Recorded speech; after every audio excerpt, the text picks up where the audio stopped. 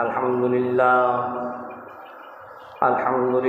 नहमदुहु व नस्तईनुहु व नस्तगफिरुहु व नु'मिनु बिही व नतवक्कलु अलैहि व नऊज़ु बिल्लाहि मिन शुरूरि अंफुसिना व मिन सय्यिआति अअमालिना मन यहदिहिल्लाहु फला मुदिल्ल लहु व मन युद्लिल्हु फला हादिय लहु व नशहदु अन ला इलाहा इल्लल्लाह वहदहु ला शरीका लहु व नशहदु अन्न सय्यिदना व सनदना व शफीअना व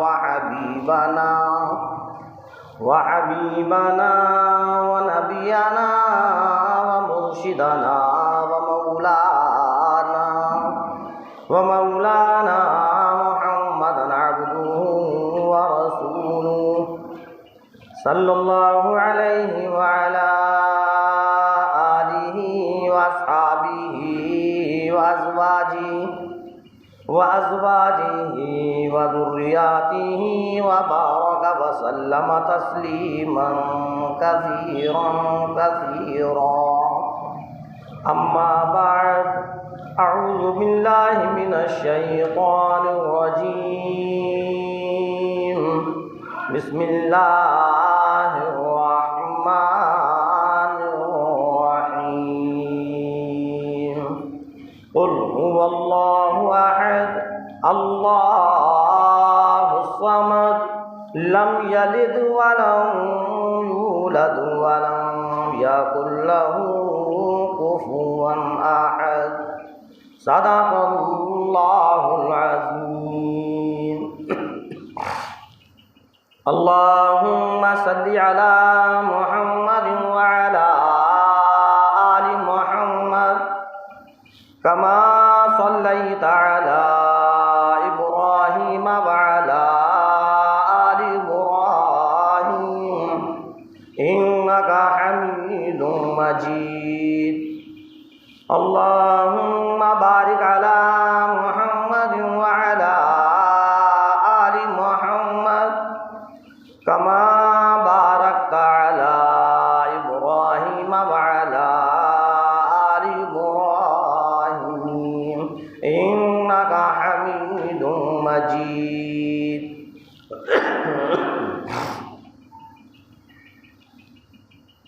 मोहतरम हज़रात, सामीईन इकराम, अज़ीज़ साथियों, बड़ा मुबारक महीना चल रहा है। रबीउल अव्वल का महीना है।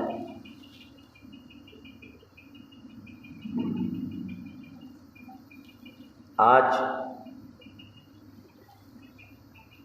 रबीउल अव्वल की 24 तारीख है।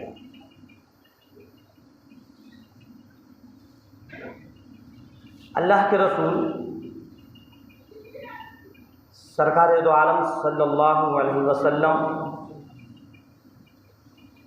आखिरी पैगंबर, आखिरी नबी, आखिरी रसूल। पिछले 2 हफ्तों से आप सल्लल्लाहु अलैहि वसल्लम की सीरत को बयान किया जा रहा है और आप सल्लल्लाहु अलैहि वसल्लम की सीरत क्या क्या चीज़ बयान की जाए।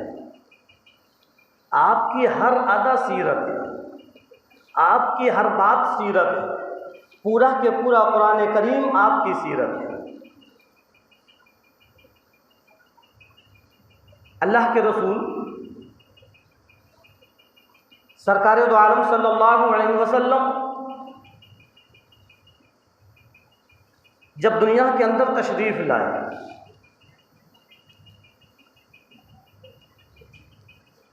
और ऐसे माहौल के अंदर अल्लाह तबारक तआला ने आप सरकार दो आलम सल्लल्लाहु अलैहि वसल्लम को भेजा,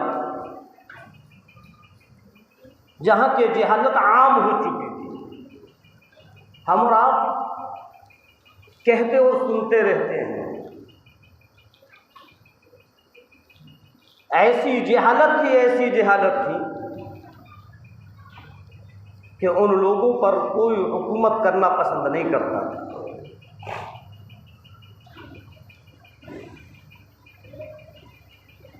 अल्लाह तबारक तआला ने एक दुनिया का एक निज़ाम बनाया है।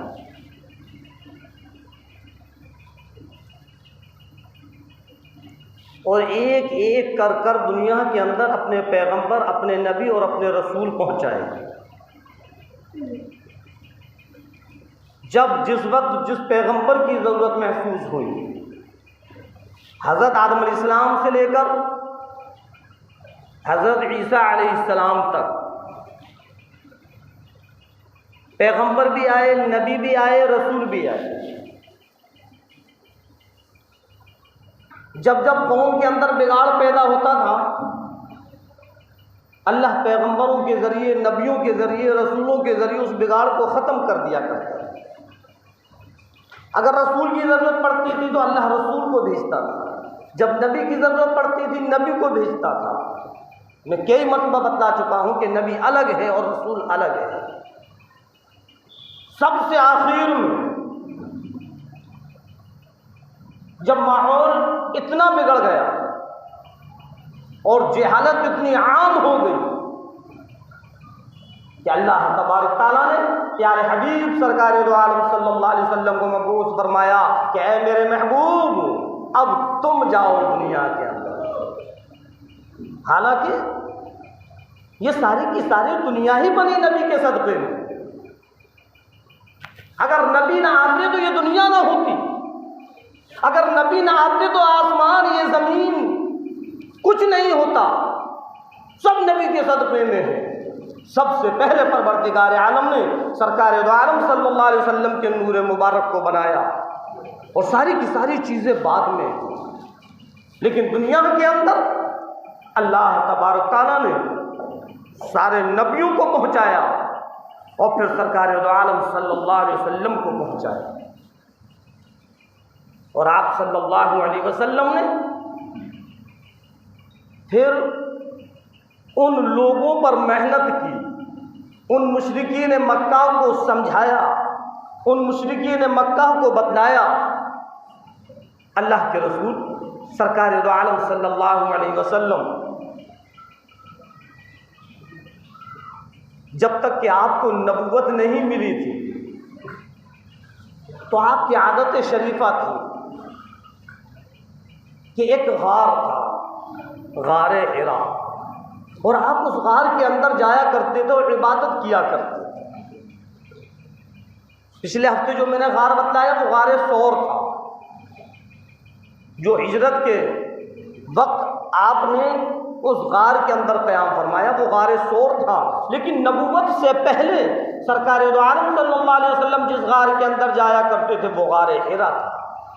गारे सौर अलग हैं और गारे हिरा अलग हैं। वो लोग जो हज करने के लिए जाते हैं, जिन्होंने हज अल्लाह तबारक तआला ने जिनको हज करवा दिया, उन्होंने उन गारों को देखा है। गारे सौर भी हैं और गारे हिरा भी हैं। तो आप सरकार दो आलम सल्लल्लाहु अलैहि वसल्लम पूरे पूरे दिन गारे हिरा के अंदर क़याम फरमाया करते थे। और आपके ग़ुलाम थे ज़ैद बिन हारिस, वो साथ में रहा करते। एक दिन हज़रत जिब्राइल अलैहिस्सलाम तशरीफ़ लाते हैं। सरकार नहीं समझ पाती कौन है। इससे पहले कभी जिब्राइल को देखा नहीं, कभी फरिश्ते को देखा नहीं, कैसे समझें। हज़रत जिब्राइल अलैहिस्सलाम तशरीफ़ लाए और फरमाने लगे, अल्लाह के नबी इक़रा, पढ़िए। सरकार दो आलम सल्लल्लाहु अलैहि वसल्लम ने फरमाया कि पढ़िए। आप सल्लल्लाहु अलैहि वसल्लम ने फरमाया मैं पढ़ा हुआ नहीं। फिर आपने फरमाया पढ़िए। फिर आपने जवाब दिया मैं पढ़ा हुआ नहीं। तीसरी मरतबा जिब्राइल अलैहिस्सलाम ने फरमाया इक़रा बिस्मि रब्बिकल्लज़ी खलक़, पढ़िए उस परवरदिगार आलम के नाम से जिसने सारी की सारी कायनात को बनाया।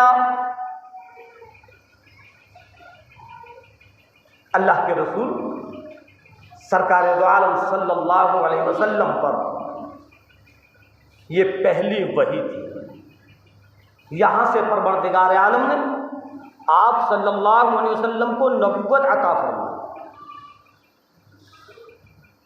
और आपको ऐसी बेचैनी हुई, ऐसी घबराहट हुई कि आप घर पर तशरीफ़ ले गए और हज़रत खदीजतुल कुबरा रज़ी अल्लाह तआला अन्हा से फरमाया, ज़म्मिलूनी ज़म्मिलूनी, ऐ खदीजा मुझको चादर उड़ाओ, चादर उड़ाओ।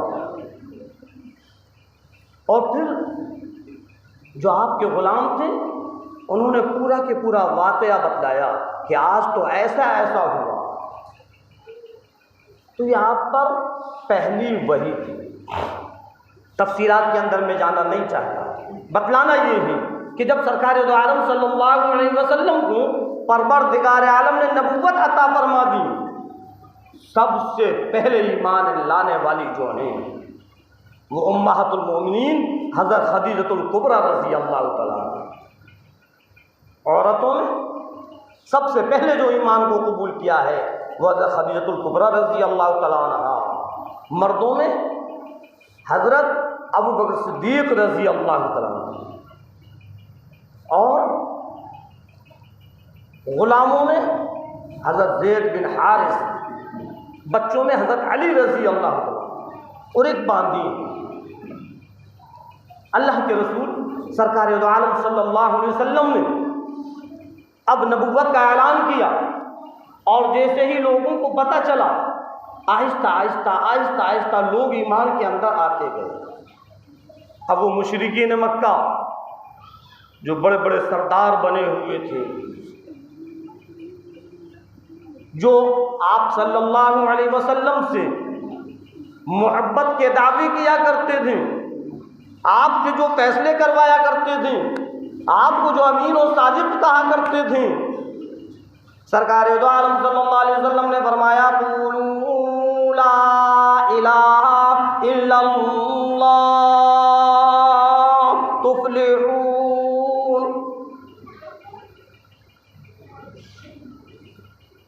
बड़े बड़े सरदारों को सरकार दो आलम सल्लल्लाहु अलैहि वसल्लम ने इकट्ठा किया और आपने फरमाया, ए कुरैश के ख़ानदान के लोगों, ऐ सरदारों, ऐ चौधरियों, तुम मेरी बात का यकीन करते हो या नहीं? सबने कहा कि आप सादिक हैं, आप सच्चों के सच्चे हैं, हमें आपकी पूरी बात का यकीन है। फरमाया मदनी करीम सल्लल्लाहु अलैहि वसल्लम ने कि अगर मैं ये कहूँ कि पहाड़ के पीछे एक दुश्मन का काफिला खड़ा हुआ है, एक दुश्मन की फौज खड़ी हुई है जो तुम पर हमला करने वाली है, तो बतलाओ मेरी बात का यकीन करोगे या नहीं? सबने कहा कि आप सच्चों के सच्चे हैं। फरमाया सरकार दो आलम सल्लल्लाहु अलैहि वसल्लम ने तो फिर पढ़ लो, क़ूलू ला इलाहा इल्लल्लाह तुफ़्लिहून, एक अल्लाह के अलावा कोई भी इबादत के लायक नहीं, कामयाब हो जाओगे। बस इतना कहना था कि आपके जो चचा थे वो ही आपके दुश्मन बन गए। अबू लहब नाऊज़ बिल्लाह कहने लगा, ऐ मोहम्मद सल्लल्लाहु अलैहि वसल्लम, उसने बड़े भद्दे अल्फाजों में कहा, तेरा नाश हो, क्या तूने हमको इसीलिए इकट्ठा किया था यहाँ पर? अल्लाह तबारक ताला ने पूरी की पूरी सूरत अबू लहब के नाम पर उतार दी कि नाश तो तेरा होगा। हाँ, और यहाँ से सरकार दो आलम सल्लल्लाहु अलैहि वसल्लम ने अल्लाह की वहदानियत को आम करना शुरू कर दिया। मुशरिकीन मक्का ने तकलीफों के अंबार लगाना शुरू कर दिए। सरकार दो आलम सल्लल्लाहु अलैहि वसल्लम पर तकलीफ़ें दी जा रही हैं, आप सल्लल्लाहु अलैहि वसल्लम पर अज़ियतें डाली जा रही हैं, आप सल्लल्लाहु अलैहि वसल्लम के गले में फंदा डाल करके सीधा जा रहा है, आपकी पीठ मुबारक पर ओजड़ियाँ रख दी जाती हैं। लेकिन सरकार दो आलम सल्लल्लाहु अलैहि वसल्लम सारी की सारी तकलीफ़ों को, सारी की सारी परेशानियों को, सारी की सारी अज़ियतों को बर्दाश्त करते हैं।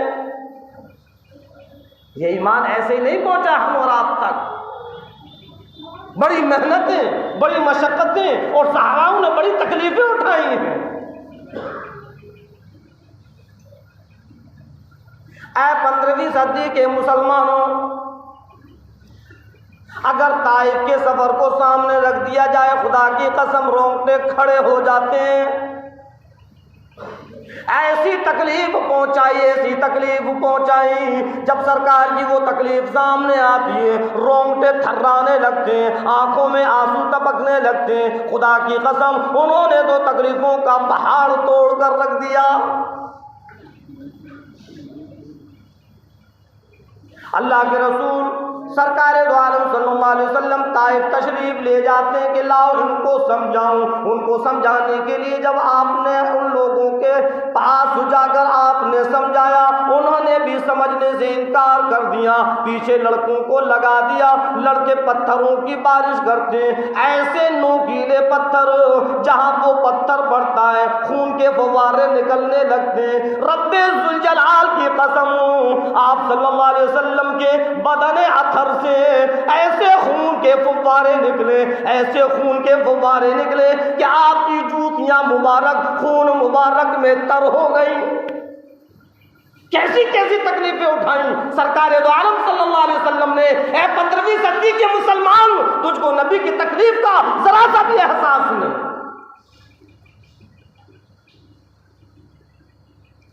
आप एक जगह बैठे, जिब्राइल अलैहिस्सलाम तशरीफ ले आए। ए अल्लाह के नबी, अगर आप इजाजत दें मैं इन दोनों पहाड़ों को मिला दूं, ताइफ वाले दब कर रह जाएं। सरकार दो आलम सल्लल्लाहु अलैहि वसल्लम ने फरमाया, ए जिब्राइल नहीं नहीं, वमा अरसलनाका इल्ला रहमतल लिल आलमीन, मेरे परवरदिगार ने मुझको रहमत बनाकर भेजा है, किसी के लिए रहमत बनाकर नहीं। अगर ये ईमान नहीं लाए तो इनकी नस्ल में तो कोई ईमान नहीं लाएगा। वो मुशरिकीन मक्का, वो कुफ्फारे मक्का, जब कोई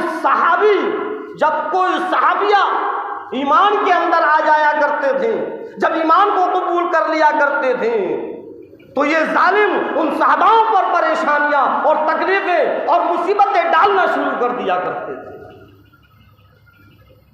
इस्लाम के अंदर सबसे पहली शहादत हज़रत सुमैया रज़ी अल्लाह तआला अन्हा की हुई। 70 साल की बूढ़ी माई है, जब कलमे ला इलाहा इल्लल्लाह का इकरार किया, जालिमों ने आकर घेर लिया और आप पर परेशानियां डालना शुरू कर दी। आपके पाँव को रस्सियों से बांधकर घसीटते हुए, गलियों से घसीटते हुए मैदान में लाए। दोनों पाँव को बांध दिया, दोनों हाथों को बांध दिया, चीरने का नंबर लगाने लगे। ऐ सुमैया, याद रखना, अगर तू अपनी हरकतों से बाज न आई, अगर तूने इस ईमान को खत्म ना किया, अगर तूने अपने इस इस्लाम से रुख ना मोड़ा, हम चीर कर तुझको खत्म कर देंगे। बड़ी तकलीफें बर्दाश्त की हैं। पहली शहादत है हज़रत सुमैया रज़ी अल्लाह तआला अन्हा। अबू जहल पर्चा लिए हुए खड़ा है। ऐ सुमैया, अपनी मौत को याद कर, अब बतला के रब बड़ा कि हुबल बड़ा।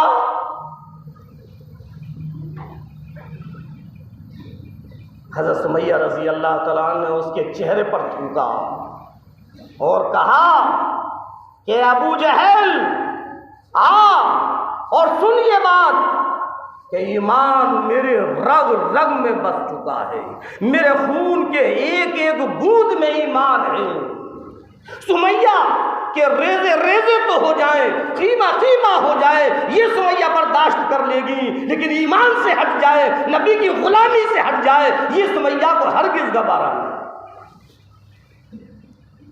हज़रत अम्मार रज़ी अल्लाह तआला अन्हु को बुलाया, जो आपके लफ्ते जिगर है,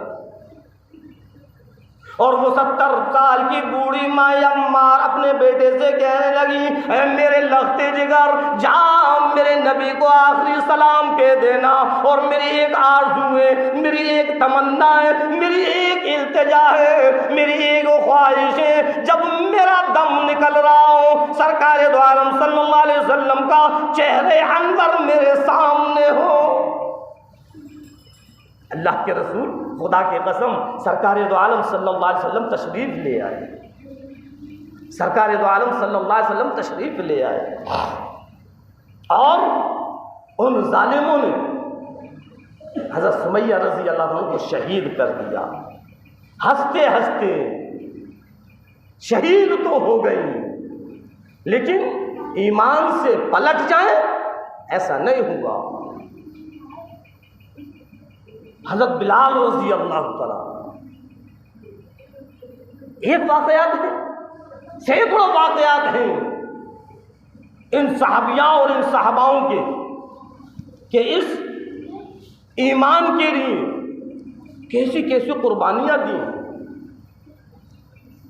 ऐसी मोहब्बत थी, ऐसी मोहब्बत थी, वो सच्चे दीवाने थे, नबी के परवाने थे, जिन्होंने हंसते हंसते शहादत का जाम पी लिया, लेकिन कभी अल्लाह के रसूल सरकार दो आलम सल्लल्लाहु अलैहि वसल्लम की नाफरमानी नहीं की। 15वीं सदी के मुसलमान, आज तू नबी की नाफरमानी पर उतरा हुआ है। सरकार ने जिन चीजों से रोका है, आज तू उन्हीं कामों को करने में लगा हुआ है। कैसी मोहब्बत है। हज़रत बिलाल रज़ी अल्लाह तआला अन्हु एक गुलाम उमय्या इब्न खलफ के, गुर्बत का आलम है, गुलामी का आलम है, नबी करीम सल्लल्लाहु अलैहि वसल्लम के चेहरे अनवर को देखा, बस ईमान को कबूल कर लिया, कलमे का इकरार कर लिया। हे अल्लाह के नबी, आप ही सच्चे पैगंबर हैं, एक अल्लाह के अलावा कोई भी इबादत के लायक नहीं।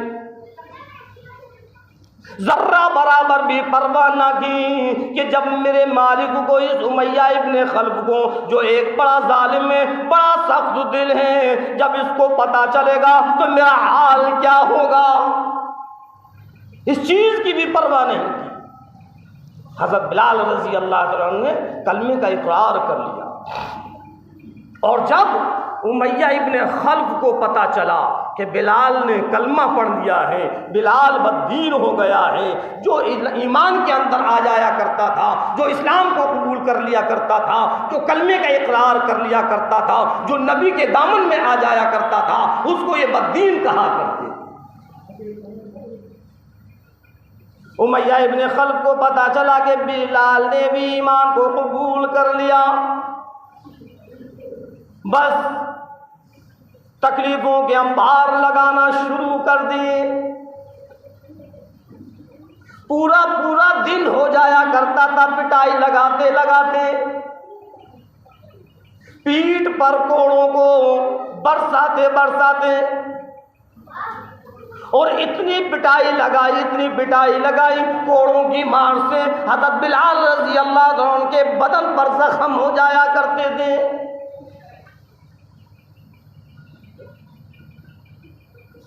और दिन की धूप में, तेज धूप में, और लिखा हुआ है कि उसी तेज धूप में हज़रत बिलाल रज़ी अल्लाह अन्हु को लिटाया करते थे। नीचे आग के अंगारे हैं, ऊपर एक भारी चट्टान है, और फिर गले पर उमय्या इब्ने खल्फ का पैर है। खुदा की कसम, क्या हाल होगा। जरा हमने सोचा कैसी तकलीफ होगी। हज़रत बिलाल रज़ी अल्लाह अन्हु के गले में रस्सी बांधकर गलियों का चक्कर लगाया करते थे, लड़कों के हाथ में दे दिया करते थे कि इस गुलाम को सब तरफ घुमाओ ताकि लोगों को पता चल जाए कि ईमान में आने की सजा ये है। जब कोई नौजवान पूछता, जब कोई बूढ़ा पूछता, जब कोई औरत पूछती क्या बात है, बिलाल को इतनी बुरी तरीके से क्यों घसीटा जा रहा है, तो उनको जवाब दिया जाता सिर्फ जुर्म इतना है कि ये क्यों कहता है कि अल्लाह एक है।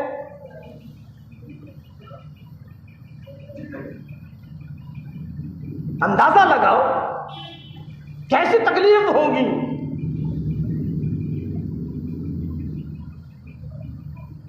नीचे देखते अंगारे हैं, ऊपर भारी चट्टान रखी हुई है और फिर गर्दन पर पैर रखा हुआ है। और उमैया इब्ने खलफ कहता है बिलाल आहद आहद कहना खत्म कर, हम तुझको आजाद कर देंगे, सारी की सारी तकलीफों को हटा देंगे, सारी की सारी परेशानियां खत्म कर देंगे। याद रखना है बिलाल, अगर तूने इनकार किया तो इसी तरीके से मार मार कर हलाक कर देंगे। हज़रत बिलाल रज़ी अल्लाह तआला जवाब देते हैं ज़ालिमों, ऐ मुशरिकों, तुम क्या जानो कि अल्लाह की आवाज़ में कितना मज़ा है, तुम क्या जानो।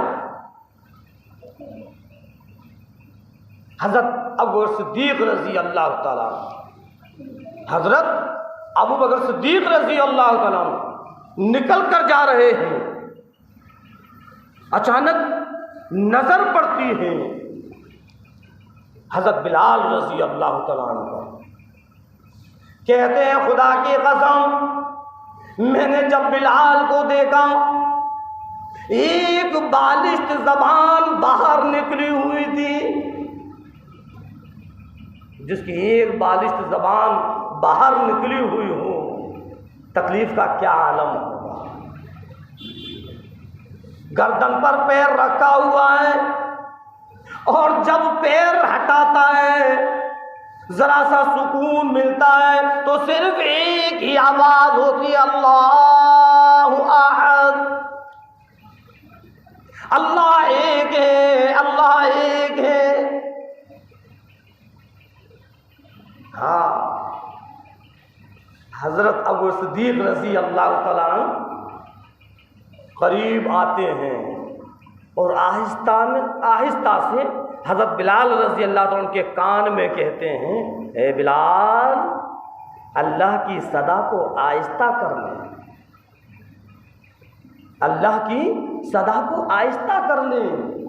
जब तेरी ज़बान से सदा अल्लाह की निकलती है तो ये जुल्म सितम के पहाड़ तोड़ देते हैं। हज़रत बिलाल रज़ी अल्लाह तआला को पेश आ गया और कहने लगे, ए अबू बकर, तुमसे मुझको ये उम्मीद ना थी, तुम ये कह रहे हो। हज़रत अबू सिद्दीक़ रज़ी अल्लाह तआला घबरा गए और कहा, है बिलाल, सिर्फ और सिर्फ मेरे कहने की एक ही वजह है, तेरी तकलीफ ये मुझसे नहीं देखी जाती। हज़रत बिलाल रज़ी अल्लाह तआला कहने लगे, ए अबू बकर, जब जब ये मुझको मारते, जब इनकी मार मुझ पर पड़ती है, अल्लाह की तरफ से एक निदा आती है, अल्लाह की तरफ से आवाज आती है, ए बिलाल क्या हाल है। जब अल्लाह मुझको पुकार रहा है तो मैं कैसे आवाज को आहिस्ता करूं। हाँ, अल्लाह के रसूल सरकार दो आलम सल्लल्लाहु अलैहि वसल्लम के गुलामों का, परवानों का, दीवानों का ऐसा इश्क था, ऐसा इश्क था कि सरकार के इश्क में इतनी बड़ी बड़ी तकलीफें और इतनी बड़ी बड़ी परेशानियां उनको हल्की लगती थी। कैसे आशिक़ रसूल थे वो। और फिर परवरदिगार आलम ने जब उन्होंने उन तकलीफों पर सब्र किया तो अल्लाह तबारक तआला ने उनके मकाम को ऊंचा किया और इतना ऊंचा किया, इतना ऊंचा किया, इतना बुलंद किया कि मस्जिद नबवी का मौज़िन बनाया। कल क़यामत के दिन मैदान हश्र में जितने भी मौज़िन अज़ान देने वाले, सारे मौज़िनों के सरदार हज़रत बिलाल रज़ी अल्लाह ताला अन्हु होंगे। अल्लाह ने कैसा मकाम दिया है। तो बतला रहा था इस चीज़ को कि अल्लाह के रसूल सरकार दो आलम सल्लल्लाहु अलैहि वसल्लम ने जब लोगों के सामने अल्लाह की तौहीद को आम किया, अल्लाह रब्बुल इज़्ज़त ने फरमाया, मेरे महबूब कुल, आप इन लोगों से कहिए, कुल हुवल्लाहु अहद, अल्लाह सिर्फ एक है, खालिक सिर्फ एक है, मालिक सिर्फ एक है, जो सारी की सारी कायनात का रब। अल्लाहु समद,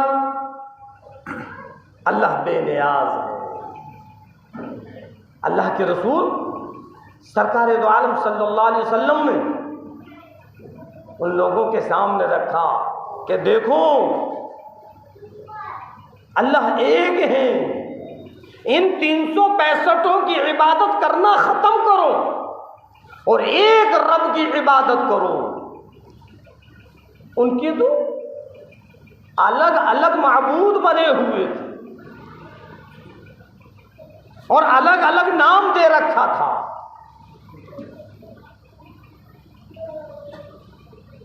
सफर का रब उनका अलग था, बीमारियों का रब अलग था, कारोबार चलाने वाला रब अलग था। इस तरीके से अलग अलग रब बना रखे थे। पूरे खाने काबा के अंदर, पूरे खाने काबा के अंदर बुतों के अंबार लगे हुए थे जो ये रब कहा करते थे।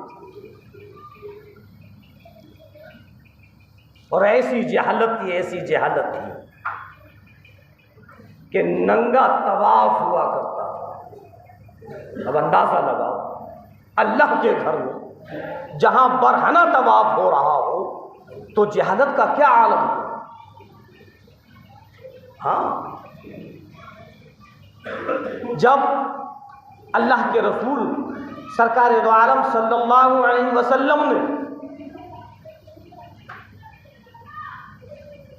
इस बेहुरमती को और इस उर्यानियत को ख़त्म किया और मक्के मुकर्रमा को जब फतह किया, वो सारे के सारे बुतों को निकाल कर फेंका।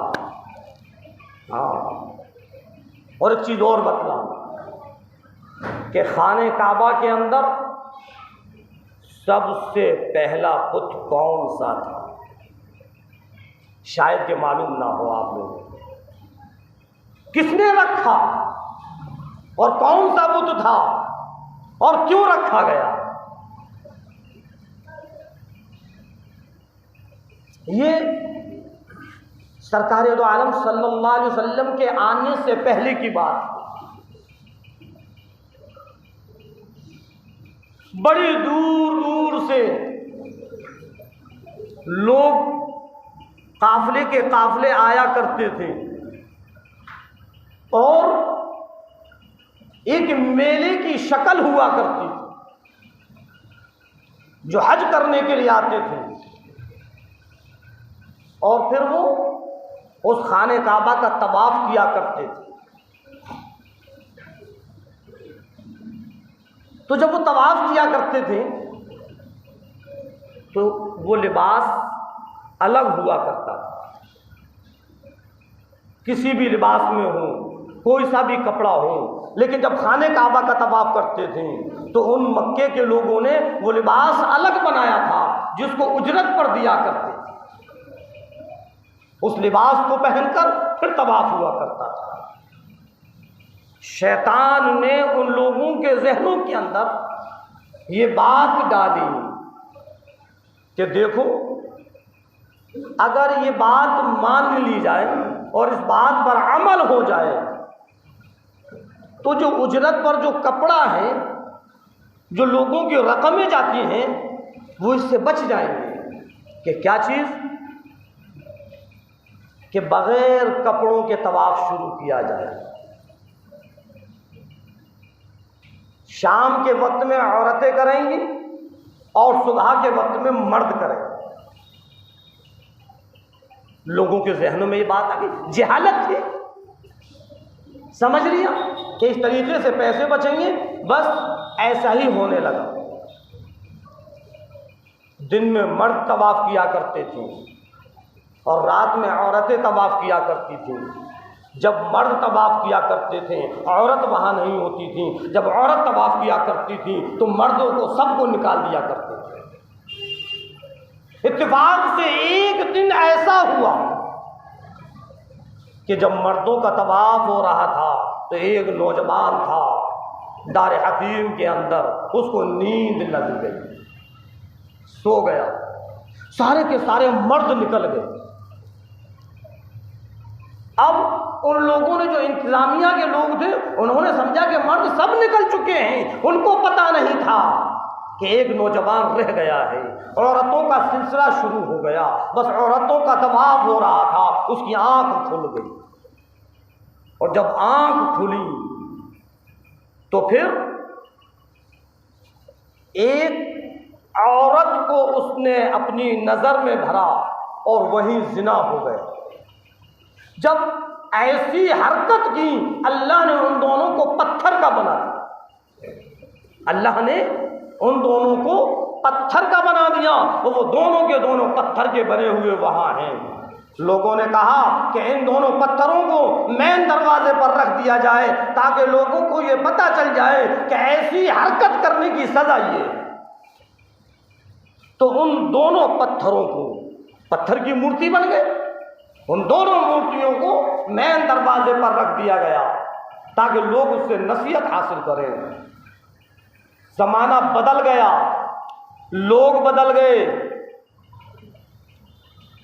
और फिर जब काफ़ी अरसे के बाद नई नस्ल जो आई, उन्होंने जब ये देखा कि ये कौन है जो ये दरवाज़ों पर रखे हुए हैं, शैतान ने उनके दिलो दिमाग के अंदर ये बात फिट की, ये तुम्हारे बड़े बूढ़े हैं कि इनको बाहर क्यों रखा है, इनको अंदर रखा जाए। फिर उनको अंदर लाया गया और बड़े अदब व एहतराम से उनको अंदर रखा गया। उनकी बड़ी आओ भगत होने लगी, उनकी बड़ी इज्जत होने लगी, उन पर हार चढ़ने लगे। आहिस्ता आहिस्ता आहिस्ता आहिस्ता उनका पुजापा शुरू हुआ। सबसे पहले जो बुत थे वो यही दो बुत थे, और फिर ऐसा पुजापा हुआ, ऐसा पुजापा हुआ कि उस खाने काबा के अंदर 360 या 365 बुत रख गए। अब हज करने के लिए लोग आते थे और उनकी पूजा पाठ में लगते थे, और जहन के अंदर ये बात फिट हो गई कि हम तो रब को मानते हैं, लेकिन ये भी रब के भेजे हुए हैं, ये रब के ज़्यादा करीब हैं, रब इनकी पहले सुनता है, इसलिए हम इनको राज़ी करते हैं। समझ में आई बात? इस तरीके से वो पुजापा हुआ। अल्लाह के रसूल सरकार दो आलम सल्लल्लाहु अलैहि वसल्लम ने जब मक्के मुकर्रमा को फतह किया, तब उन बुतों को वहाँ से निकाल कर फेंका और खाने काबा को उन बुतों से साफ किया। और अल्लाह के रसूल सरकार दो आलम सल्लल्लाहु अलैहि वसल्लम ने हज़रत बिलाल रज़ी अल्लाह तआला अन्हु को आवाज़ दी और हुक्म दिया, है बिलाल पुकारो, बुलाओ इन मक्के वालों को। हज़रत बिलाल रज़ी अल्लाह तआला ने फिर आज़ान दी।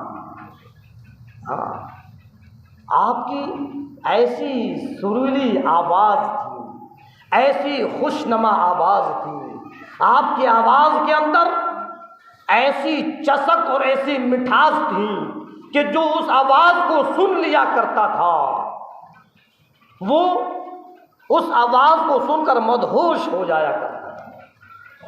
हाँ, हज़रत बिलाल रज़ी अल्लाह तआला अन्हु को परवरदिगार आलम ने ये मकाम दिया था, ये मर्तबा दिया था।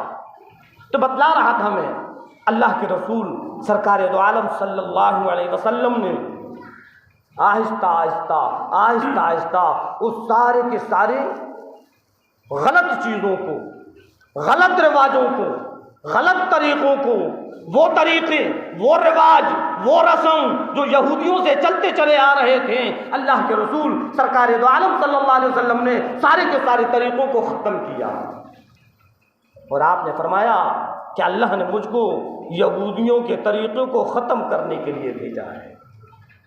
लेकिन अफसोस है आज 15वीं सदी के मुसलमान पर, अफसोस है आज हम और आपकी ज़िंदगियों पर कि आज भी हम यहूदियत के तरीक़ों में उलझे हुए हैं। जिस तरीक़े को सरकार दो आलम सल्लल्लाहु अलैहि वसल्लम 1400 साल पहले ख़त्म कर चुके थे, आज हमने फिर अपनी ज़िंदगियों में उन्हीं तरीक़े को ईजाद कर लिया।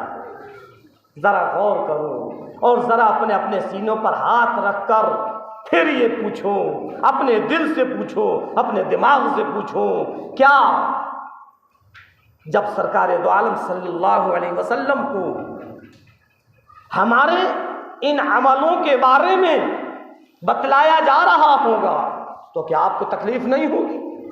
और मैंने पिछले जुमे को बताया था कि हफ्ते में 2 मरतबा सरकार दो आलम सल्लल्लाहु अलैहि वसल्लम को बाखबर किया जाता है, आपके पास आपकी उम्मत के आमाल को दिखलाया जाता है कि मेरे महबूब आपकी उम्मत, अब आपकी उम्मत इन आमालों के अंदर मुब्तला है, इन गुनाहों के अंदर मुब्तला है, इन बुराइयों के अंदर मुब्तला है, इन गलतियों के अंदर मुब्तला है। 15वीं सदी के मुसलमान, शर्म कर, शर्म कर, शर्म कर। क्यों नबी की तकलीफ पहुंचाता है? क्यों नबी को तकलीफ पहुंचाने में लगा हुआ है? क्या नबी को तकलीफ नहीं होती होगी?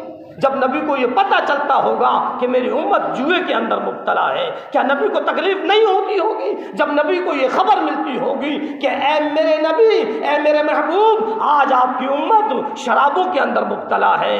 15वीं सदी के मुसलमान ज़रा गौर कर, क्या नबी को तकलीफ नहीं होती होगी जब नबी को ये खबर मिलती होगी कि ए अल्लाह के नबी, ए मेरे महबूब, आज आपकी उम्मत चोरी डकैती के अंदर मुब्तला है, लोगों के खून बहने में मुब्तला है, आप आपस में लड़ाई झगड़े में मुब्तला है, अय्यारी और मक्कारी उनके फितरत में घुस चुका है, तो क्या तकलीफ नहीं होगी?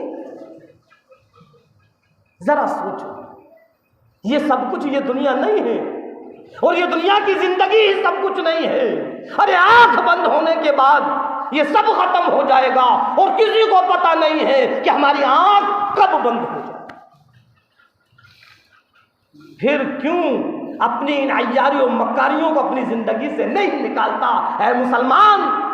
फिर क्यों नहीं निकालता अपनी जिंदगी इस चोरी और डकैती को, जो आज लोगों की बुराइयों को टटोलता फिरता है? तुझको शर्म नहीं आती? क्या तुझको ये खबर नहीं कि कल जब क़यामत के दिन अल्लाह के सामने खड़ा होगा तो क्या जवाब देगा? अपनी इस ज़बान को लोगों को गालियां देकर, झूठ बोलकर, ग़ीबत कर, चुगलखोरियां कर इस ज़बान को क्यों गंदा करता है? क्या अल्लाह के नबी को तकलीफ नहीं होती होगी? एक दूसरे से आपस में ऐसी दुश्मनियां बांधनी और ऐसा कपट बांध लिया कि वो उससे नहीं बोलता, वो उससे नहीं बोलता। क्या अल्लाह के नबी को तकलीफ नहीं होती होगी? क्या हो रहा है? आज भाई भाई का दुश्मन बना हुआ है। क्यों? सब कुछ हमने दौलत को समझ लिया, सब कुछ हमने माल को समझ लिया, सब कुछ हमने कारोबार को समझ लिया। कोई घर के पीछे भाई का दुश्मन बना हुआ है तो कोई कारोबार के पीछे भाई का दुश्मन बना हुआ है, कोई किसी वजह से भाई का दुश्मन बना हुआ है। एक दूसरे के खून के प्यार से बने हुए हैं। शर्म करो, शर्म करो। अल्लाह के नबी सरकार दो आलम सल्लल्लाहु अलैहि वसल्लम की तरफ देखो कि आपको कितनी तकलीफ पहुंचेगी। सब चीजों की खबर पहुंच रही है। एक एक अमल इस उम्मत का अल्लाह अपने नबी को बतला रहा है, एक एक अमल। और अल्लाह के रसूल इमामुल अंबिया महबूबे किब्रिया मदनी करीम सल्लल्लाहु अलैहि वसल्लम का फरमान है, जो मेरे नबी तेरे नबी, सारी की सारी कायनात के नबी, क्या फरमा रहे हैं? एक मुसलमान भाई अगर दूसरे मुसलमान भाई से 3 दिन के अंदर अंदर ना बोले फलैसा मिन्नी, तो वो मेरी उम्मत में से नहीं। आओ 15वीं सदी के मुसलमानों, सालों गुजर गई, तुम अपने रिश्तेदारों से नहीं बोलते, सालों गुजर गई, तुम अपने भाइयों से नहीं बोलते, सालों गुजर गई, अपने माँ बाप की तरफ से अपने दिलों के अंदर नफरत लिए हुए हो, सालों गुजर गई, तुम अपने पड़ोसियों से नहीं बोलते।